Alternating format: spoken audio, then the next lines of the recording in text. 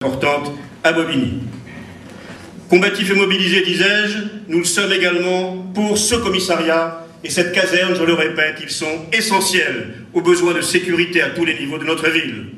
Aulnay n'est certainement, décidément, pas décidée à renoncer. Elle a pris au mot la vie éclairée des experts qualifiés qui estiment que se joue dans ces terres longtemps reléguées de l'Est francilien une partie du futur de la métropole parisienne.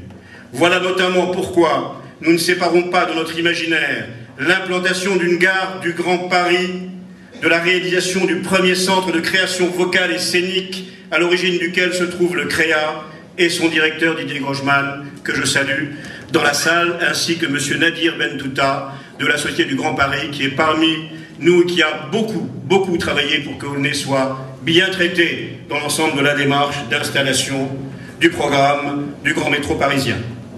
La dynamique de désenclavement économique ne saurait aller sans la dynamique d'épanouissement culturel. Et je songe là en particulier au ressort d'indignation et d'inventivité dont notre jeunesse se montre admiralement capable, quoi qu'on en dise, à ces heures, et qu'il est de notre devoir d'encourager et de fortifier si nous voulons espérer pour demain la levée d'un monde meilleur.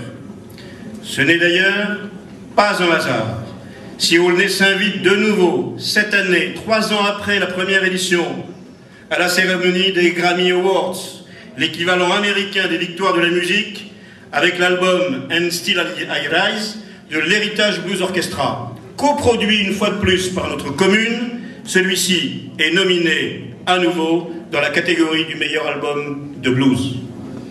Avec les artistes et les artisans de cette aventure, nous aurons peut-être le bonheur, au jour de la cérémonie prévue le 10 février prochain, à Los Angeles, d'y recevoir le trophée. Imaginez un peu la photo de clôture, au milieu d'un certain nombre de stars, de monstres consacrés de la musique américaine, un maire inconnu d'une banlieue française peu connue. Avouez que cela ne manquerait pas de piquant pour notre ville, dont les images d'émeutes, souvenez-vous, 8 années en arrière, avaient fait le tour, hélas, de la planète. Je ne pourrais m'empêcher d'y voir, pour ma part, un juste retour des choses et comme un clin d'œil malicieux du destin. Mesdames et messieurs, en abordant l'entrée de la mairie, vous avez dû apercevoir la table numérique, à droite de l'entrée sur laquelle s'animent les divers projets urbains de notre ville, où ils prennent forme et vie, quartier par quartier, dessinant par touches successives les contours d'une ville où la quête d'un nouveau dynamisme n'altère pas le souci d'harmonie et le sens du vivre ensemble.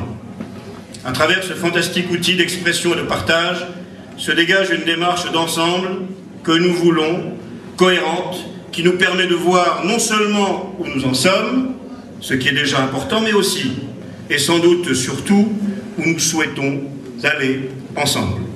Dès lors, nous n'avons pas craint, en cette période traditionnelle de vœux, d'afficher et de proclamer hautement notre foi en demain. L'avenir est quelque chose qui se surmonte, écrivait dans un raccourci saisissant Georges Bernanos. Si j'ai une résolution à formuler, c'est que nous n'ayons pas seulement à rendre l'avenir possible, mais que nous y inscrivions également nos rêves les plus chers. Ainsi serons-nous parvenus à semer pour les générations à venir de quoi faire naître une nouvelle espérance. Je vous souhaite à toutes et à tous une belle et heureuse année. Je souhaite à notre ville une belle et de nombreuses heureuses années. Merci à toutes et à tous.